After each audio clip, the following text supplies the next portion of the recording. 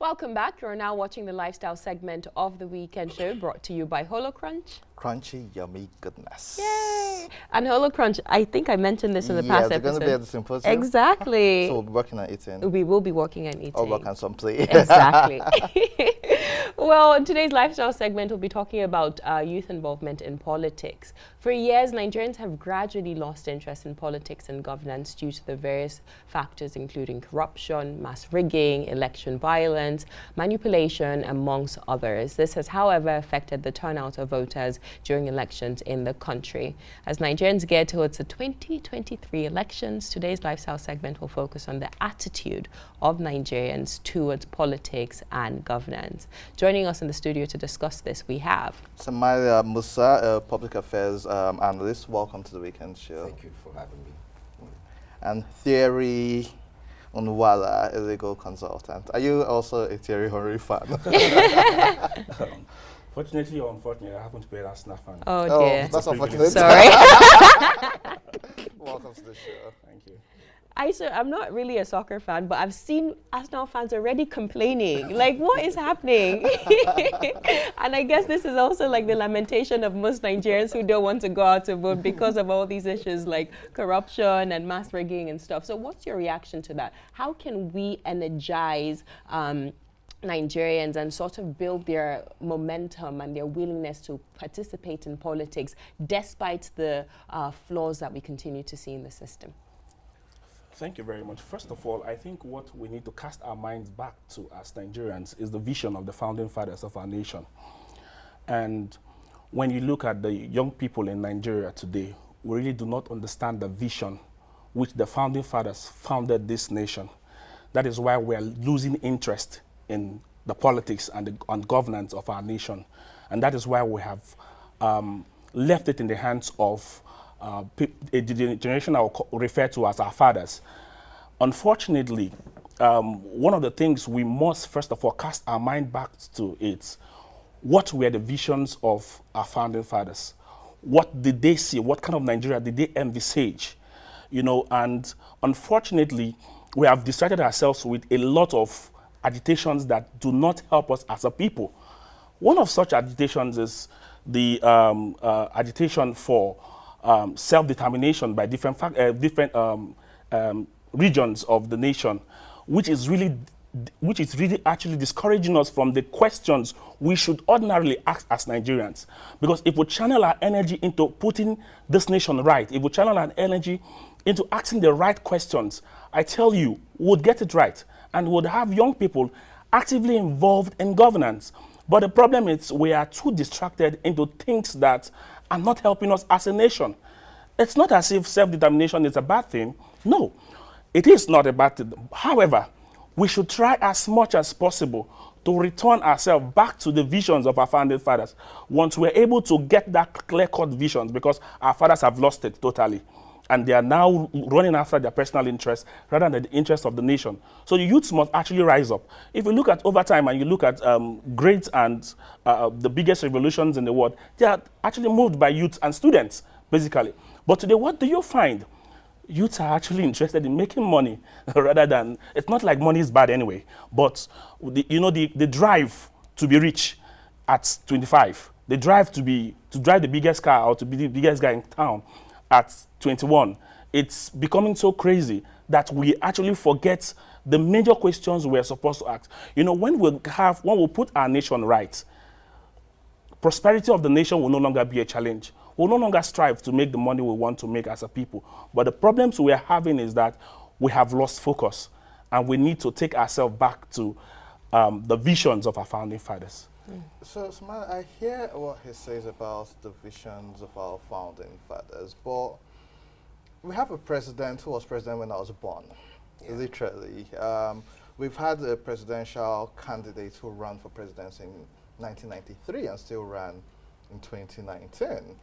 So is it fair to say people, and I'll say young people, have lost the vision, or is it the fact that certain people have held on to power which they grabbed when they were young and have refused to let go of it, and the younger generation have just realized they don't have the leverage to go against these people?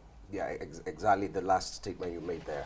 You know, that's absolutely correct. You see, the problem is it's a psychological issue.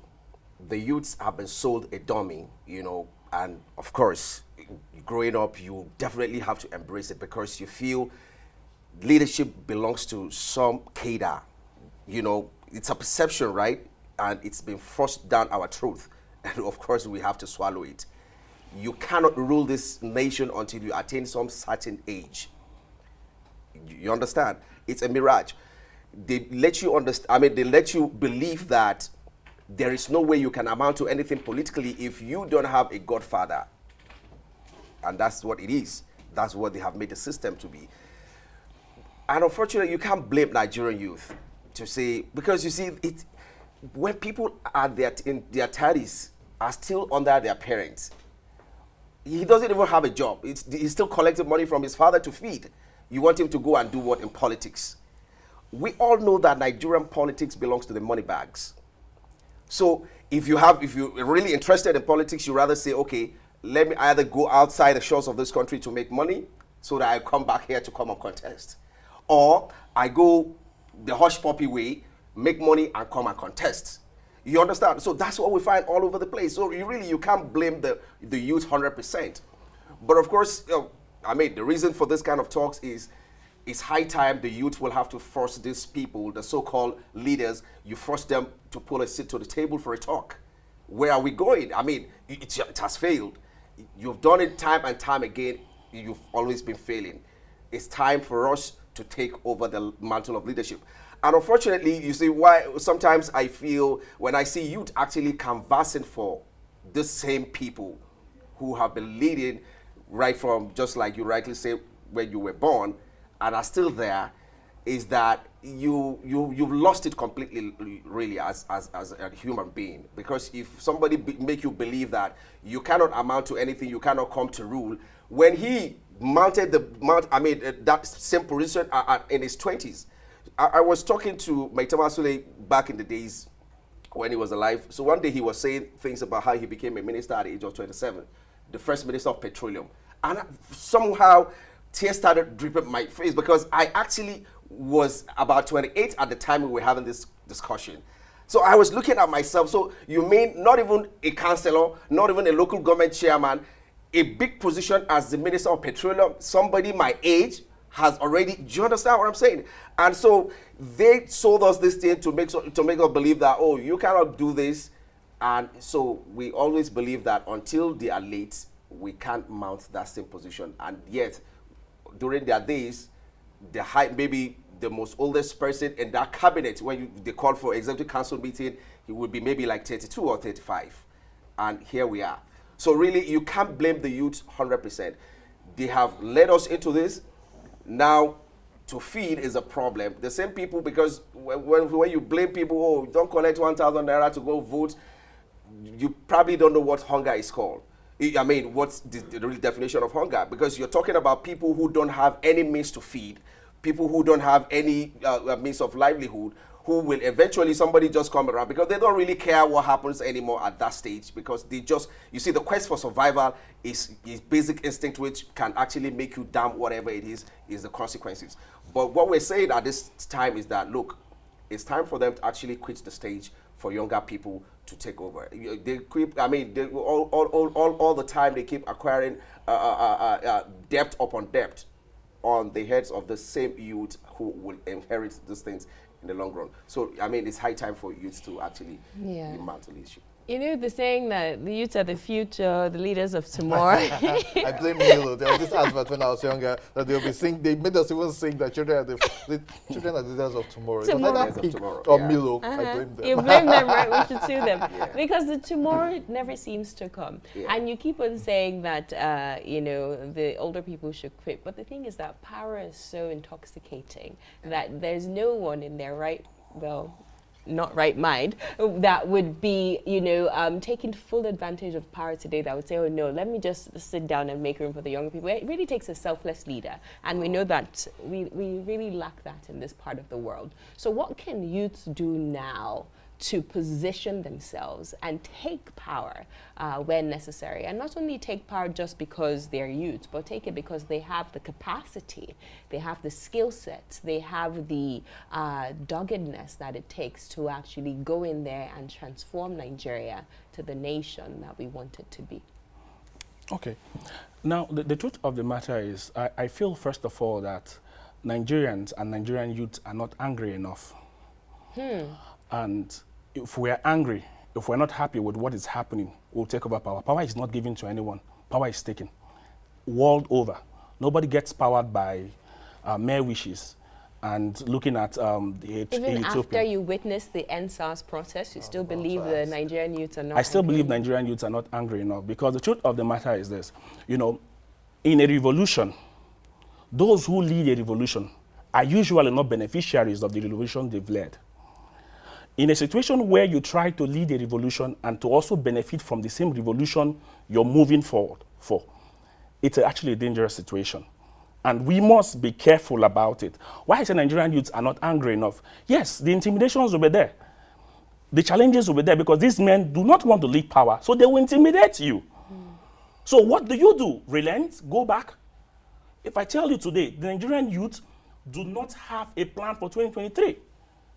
We do not have a plan for it. And you know, one of the problems I had with the NSAS protest, it's not like it wasn't a good concept. It was actually. But the problem is this. You can't make agitation for a group of persons without having a leader. Now, it became so bad to the point that even within ourselves as young people, we do not even trust ourselves. We do not even trust that someone can actually stand on our behalf and speak for us, or a group of persons can stand on our behalf and speak for us. And it's a problem. The first thing we need to do is to, first of all, trust in ourselves as individuals and trust in ourselves collectively. Because the moment we start that particular agitation, we can now start demanding and asking the right questions. We're not asking the right question because when election comes, we are the ones that they used to rig elections. We're the same persons that they used to carry out their campaigns and all that. The thousands of persons you see in Kano, you see in Lagos, you see in Port Harcourt during campaign rallies are young people, majorly.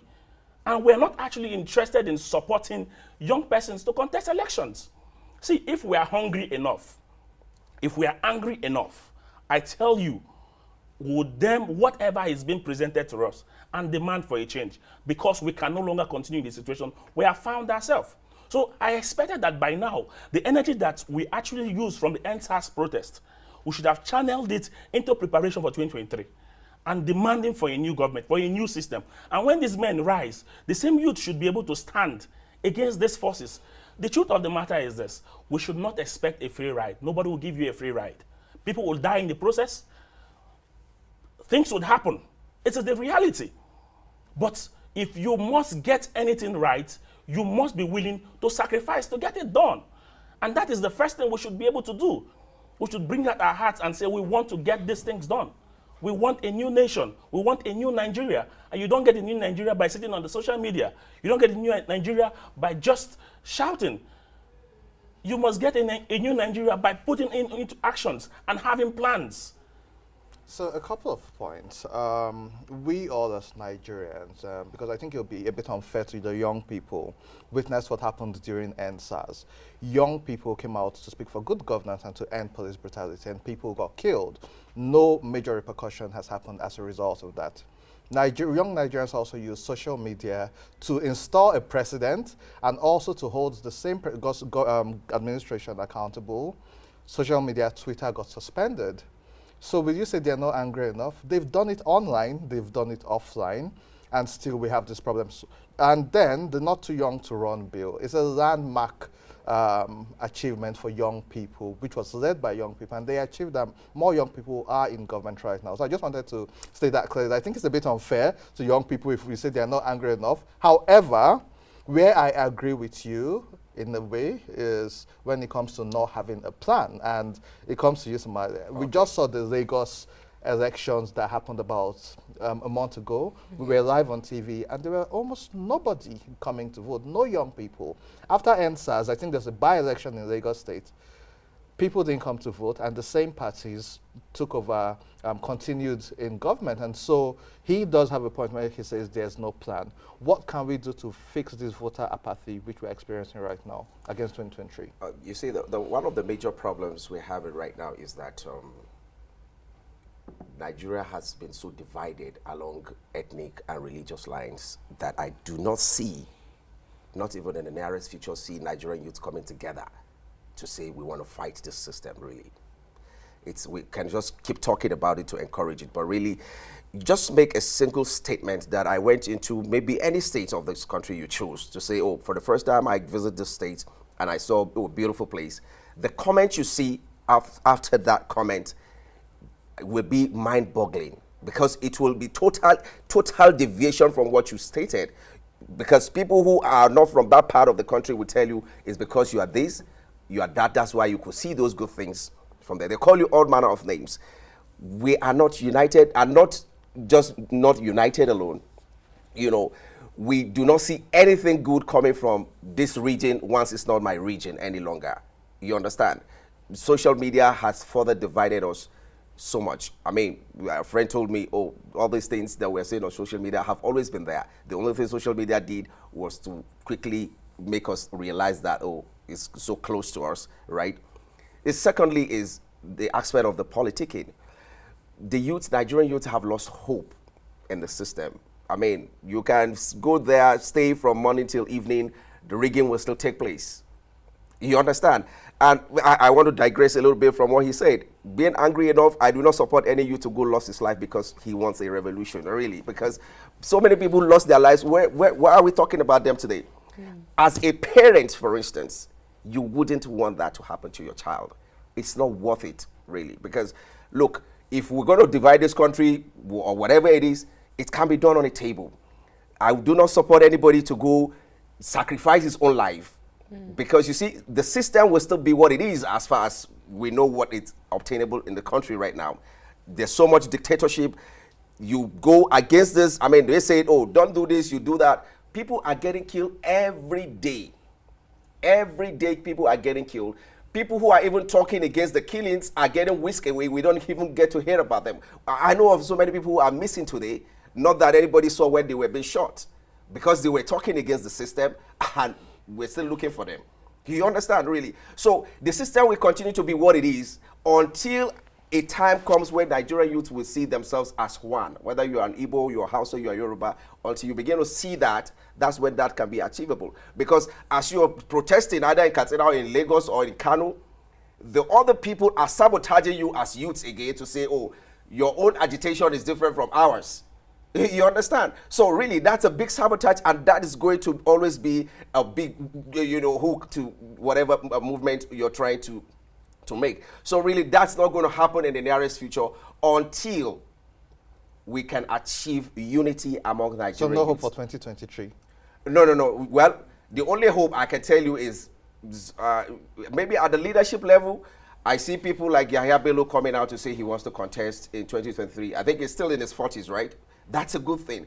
I mean, those kind of moves will encourage others to say, oh, so really, in my 40s, I can actually contest for president. You understand? That's a bold step, and that is going to, encourage a lot of you to say, I can actually do this, I can actually do that. Even if I don't have the money, or if I don't have the resources, or I don't have the godfather to back me up, it's actually achievable. That's the right step in the right direction. Most definitely. You know. And I see you're itching to respond, but unfortunately we've run out of time. But this conversation will continue at the 5th edition of the Osasu Show Symposium, which is happening on Monday. So if you haven't registered, go to the website now, www.tossymposiumv.eventbrite.com to register, or keep watching this episode, and there'll be a number on the screen a little later to give you more details. Are we doing any discounts? The giveaway? Yes, we are doing a giveaway, Andy, for the gala. Well, the symposium is free, so everyone who's watching today, please come and participate, come and have conversations like this at the symposium. If you can attend in person, we also have a virtual opportunity for you to participate by visiting our website, tostvnetwork.com. On that day, you can engage live with us. But for the gala, later on in the evening, we're doing a 50% discount on tickets at 2 locations, though. at Newton's Restaurant in Maitama, 27A, Pope John Paul Street, and Bocados in Wuse 2. All the details will still be on your screen a little later. So you can get 50% off your individual tickets and 50% off the tables. So remember, it's Hard Talk in the morning at the Osasu Show Symposium and a little play for a good cause in the evening at the Osasu Show Foundation Gala. All right, we'll take a short break right now. When we return, more on the weekend show. Don't go anywhere.